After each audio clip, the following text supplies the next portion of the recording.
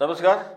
भूमिशिल्प डिजिटलच्या वतीनं आपल्या ह्या जिल्हा परिषद पंचायत समितीच्या निवडणुकीच्या निमित्तानं आपण जो काही एक मतदार चावडी हा एक उपक्रम सुरू झाला आहे. त्या मतदार चावडीमध्ये मी माण तालुक्यातले जे जे जे जे आपले दर्शक आहेत, प्रेक्षक आहेत, तर त्यांचं अगदी मनापासून स्वागत करतो.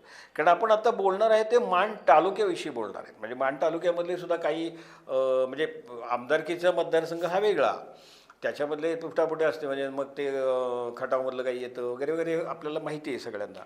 पण हा माण तालुका म्हणून जो काही जिल्हा परिषद आणि पंचायत समितीचे जे काही मतदारसंघ आहेत किंवा गट आणि गण आहेत, तर ते एकूण जे गट आहेत ते 5 गट आहेत आणि 10 अर्थातच गण 10 आहेत. त्याच्यामध्ये घड्याळ या चिन्हावरती 4 गटामध्ये उमेदवारी उभे केलेले आहेत राष्ट्रवादी काँग्रेस पक्ष, अजितदादा पवार. आणि 9 गणामध्ये त्यांनी घड्याळ्या चिन्हावरती उमेदवार उभे केलेले आहेत. त्यानंतर कमळ 5च्या 5 गटामध्ये उभा आहे, म्हणजे भारतीय जनता पार्टी. आणि 10च्या 10 गणामध्ये भारतीय जनता पार्टी आहे. त्यातल्या तर एका गणामध्ये भारतीय जनता पार्टीचा उमेदवार हा बिनविरोध झालेला आहे. हाताचा पंजा एका गटामध्ये आहे, एका गणामध्ये आहे.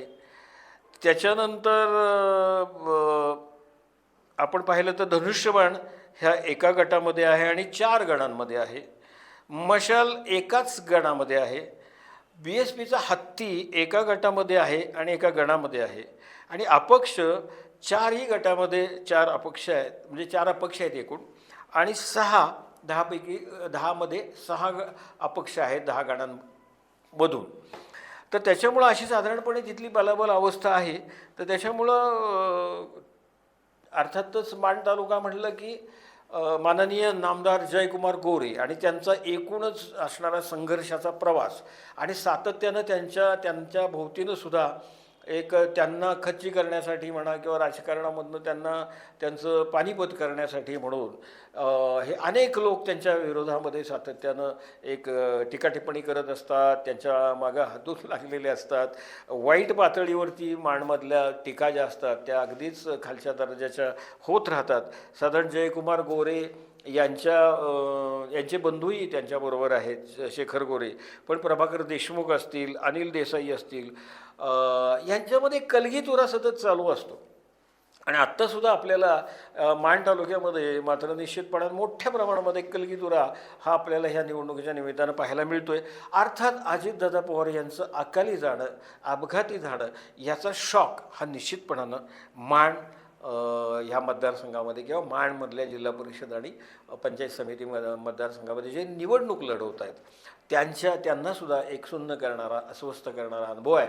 दुसऱ्या बाजूनं जी काही महाराष्ट्र पातळीवरती दोन्ही राष्ट्रवादी काँग्रेस एकत्र होणार, एकत्र वगैरे वगैरे वगैरे चर्चा चालू आहे.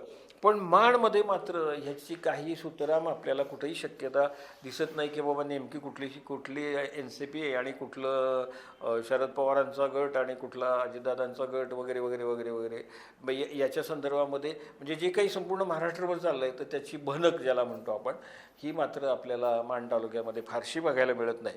आणि जयकुमार गोरे यांचा जो काही प्रचंड पगडा आणि तिथं पगडा आहे आणि त्यांनी ज्या पद्धतीनं तिथं पाण्यासाठी काम केलेलं आहे, म्हणजे तो सुजलाम सुफलाम करण्यासाठी त्यांनी जे काही मोठा संघर्ष करून ते तर केलेलं आहे. तर त्याच्यामुळे जयाभाऊ जे आमचा जयाभाऊ, तर ही जी एक इमेज त्यांनी ही निर्माण केलेली आहे, तर ती सातत्यानं प्रत्येक निवडणुकीमध्ये हे वर्क करताना आपल्याला दिसलेली आहे. आता बघूया जिल्हा परिषदेच्या निवडणुकीमध्ये 5 गट ते काबीज करतात का, 10 गट ते काबीज करतात का. तर एकूण माण तालुक्यामधला जो आंधळी नावाचा जो काही गट आहे त्या गटामध्ये 17,082 स्त्री, तर 17,733 आणि इतर एक मिळून 34,816 एवढे मतदार आहेत.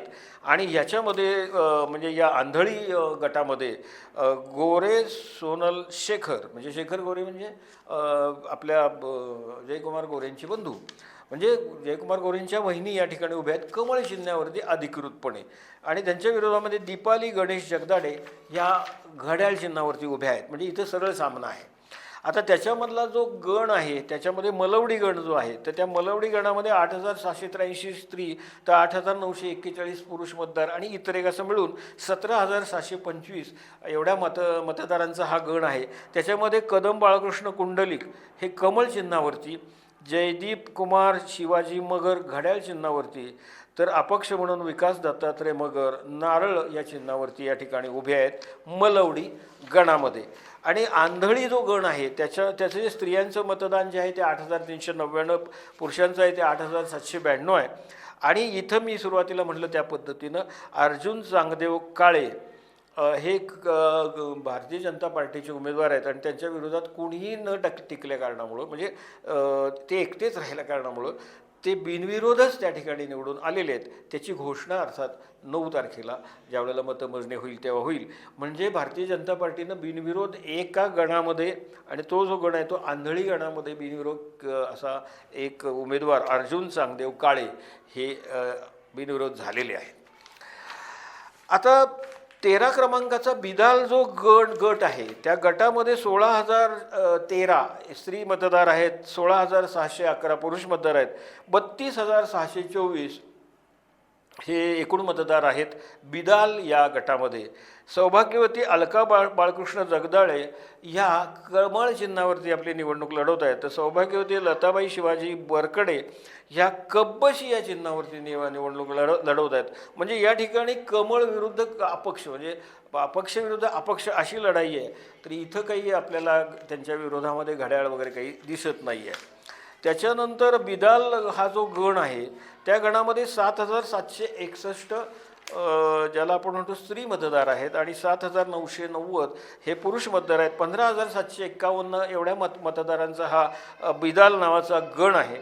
आणि याच्यामध्ये उषा संजय भोसले या कमळ चिन्हावर भारतीय जनता पार्टीच्या किंवा जयाभाऊच्या उमेदवार म्हणून उभे आहेत. पुष्पलता तानाजी मगर घड्याळ चिन्हावरती त्या ठिकाणी उभे आहेत, ते NCP अजितदादा पवार.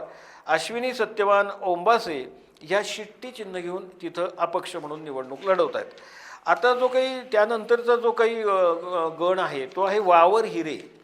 त्या वावर हिरे गणामध्ये 8,252 स्त्री मतदार तर 8,621 पुरुष मतदार आहेत. 16,873 एकूण मतदान आहे वावर हिरे गणामधलं. त्याच्यामध्ये विजय लालासाहेब कदम मशाल या चिन्हावरती निवडणूक लढवत आहेत. विकास श्रीरंग देवकर धनुष्यबाण, राजाराम महादेव बोराटे कमळ, शामराव मोहन राऊत घड्याळ आणि सुनील भानुदास भोसले गॅस सिलेंडर. म्हणजे इथं कमळ विरुद्ध घड्याळ, कमळ विरुद्ध धनुष्यबाण आणि कमळ विरुद्ध मशाल, तर असा एक सामना आहे. अर्थात मशाल आणि धनुष्यबाण एका ठिकाणी ज्या वेळेला येतं त्यावेळेला शिवसैनिकांची मतांची विभागणी निश्चितपणानं होताना आपल्याला दिसतं. आणि मग मशाल आधी घेतोय का धनुष्यबाण आधी घेतोय त्याच्यावरती मग पुढच्या गोष्टी ठरतात. मग इथं त्याचा फायदा कमळाला होणार का घड्याळाला होणार ते ठरेल.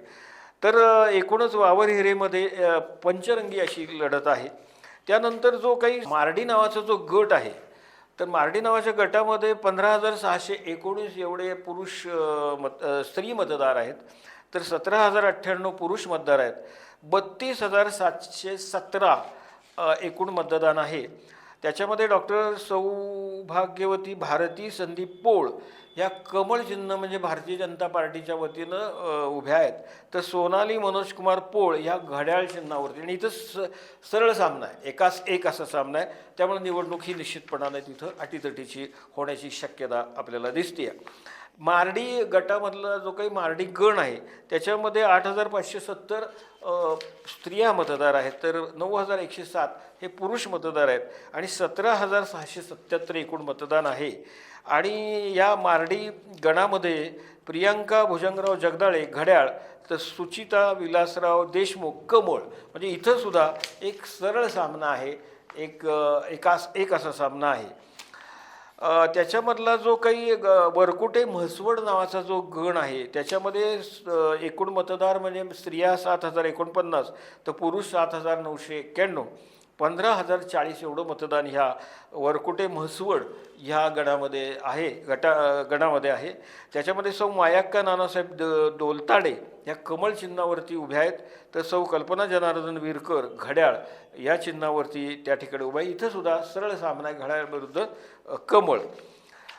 त्याच्यानंतर जो एकूण आपल्याला जो पुढचा जो गट आहे तो आहे गोंदवले बुद्रुक आणि त्याच्यामध्ये 18,003 स्त्रिया तर 18,998 पुरुष तर 2 इतर असं मिळून एवढं मतदान गोंदवले बुद्रुक ह्या गटामध्ये आहे. शीतल राऊत रणपिसे घड्याळ तर सौ सावित्री चंद्रकांत शीलवंत ह्या कमळ. म्हणजे इथं सुद्धा सरळ सामना आहे, एकास एक घड्याळ विरुद्ध कमळ. त्याच्यामधला जो गण आहे पळशी गण जो आहे त्याच्यामध्ये 9,188 स्त्रिया तर 9,966 पुरुष मतदार, 19,154 मतदारांचा असा पळशी गण आहे. त्याच्यामध्ये मानसिंग दत्तात्रय खाडे हे घड्याळ चिन्हावरती उभे आहेत, राजेंद्र मधुकर खाडे कमळ चिन्हावरती उभे आहेत आणि हणवंत कुंडलिक राजगे हे धनुष्यबाण चिन्हावरती उभे आहेत. म्हणजे या ठिकाणी घड्याळ विरुद्ध कमळ विरुद्ध धनुष्यबाण असा तिरंगी सामना आपल्याला पळशी गणामध्ये पाहायला मिळतोय. तर त्याच्यानंतर गोंदवले बुद्रुक हा जो गण आहे त्याच्यामध्ये 8,815 स्त्री मतदार, 9,032 पुरुष इतर 2 मिळून 17,849 एवढे मतदान ह्या गोंदवले बुद्रुक याच्यामध्ये गणामध्ये आहे. अनिता रवींद्र तुपे ह्या कमळ चिन्हावरती उभ्या आहेत, गौरी दिलीप तुपे ह्या घड्याळ चिन्हावरती उभे आहेत, स्वाती लवाजी सावंत गॅस सिलेंडर अपक्ष आहेत, त्यानंतर अश्विनी नवनाथ भिसे छत्री या चिन्हावरती अपक्ष आहेत आणि सौ अनिता तानाजी रणपिसे अंगठी या चिन्हावरती अपक्ष म्हणून आपलं नशीब आजमावत आहेत. इथं पंचरंगी लढत आहे गोंदवले बुद्रुक गणामध्ये आणि कमळ विरुद्ध घड्याळ विरुद्ध 3 अपक्ष असा तिथं पंचरंगी सामना आहे. तर त्याच्यानंतर आपण पाहतो तर कुक्कुळवाड नावाचा जो गट आहे त्या गटामध्ये स्त्रिया मतदारांची संख्या 18,553, पुरुष मतदारांची संख्या 19,736, इतर 2 असं मिळून 38,291 एवढं मतदान ह्या कुक्कुळवाड गटामध्ये आहे. ह्या कुक्कुळवाड गटामध्ये फार इंटरेस्टिंग 8 उमेदवार उभे आहेत, 8 उमेदवार आणि त्याच्यामध्ये महेश मारुती करचे यांचा हाताचा पंजा म्हणजे राष्ट्रीय काँग्रेस पक्षाचे ते उमेदवार आहेत. प्रथमेश चंद्रकांत केंगार हत्ती BSPचे उमेदवार आहेत. सुरेश भगवान गोरड धनुष्यबाण शिवसेना एकनाथ शिंदे. त्याच्यानंतर अरुण दादासाहेब गोरे हे कमळ या चिन्हावरती म्हणजे भारतीय जनता पार्टीचे उमेदवार आणि अनिल शिवाजीराव देसाई हे घड्याळ या चिन्हावरती NCP अजित पवार यांच्या पक्षाच्या वतीनं अनिल शिवाजीराव देसाई हे या ठिकाणी नशीब आजमावत आहेत. त्यानंतर सोहम लक्ष्मण शिर्के झाडू या चिन्हावरती अपक्ष आहेत. त्यानंतर गणेश सुखदेव काटकर कॅरम बोर्ड या चिन्हावरती अपक्ष आहेत. तर सुरेश वसंत शीलवंत हे अंगठी या चिन्हावरती या ठिकाणी अपक्ष आहेत. ह्या 38,291 एवढी या कुक्कुळवाड गटामधली म्हणजे मतदारांची संख्या आहे आणि इथं अनिल शिवाजीराव देसाई विरुद्ध अरुण दादासाहेब गोरे यांच्यामध्ये मात्र एक संघर्ष मोठ्या प्रमाणामध्ये आपल्याला ज्याला आपण मेन फाईट म्हणतो ती आपल्याला पाहायला मिळेल. त्यामुळे अनिल देसाईंचा सुद्धा हा निश्चितपणानं एक काय म्हणजे ज्याला आपण प्रतिष्ठेची अशी ही निवडणूक निश्चितपणानं आहे. आता कुक्कुळवाड जो गण आहे त्याच्यामध्ये 9,547 स्त्रिया आहेत मतदार तर 10,410 पुरुष मतदार आहेत आणि 19,957 एवढे मतदार ह्या कुक्कुळवाड गणामध्ये आहेत. माधवी मनोज काटकर कमळ, विद्या तानाजी काटकर घड्याळ, सुजाता शरद गोरड धनुष्यबाण.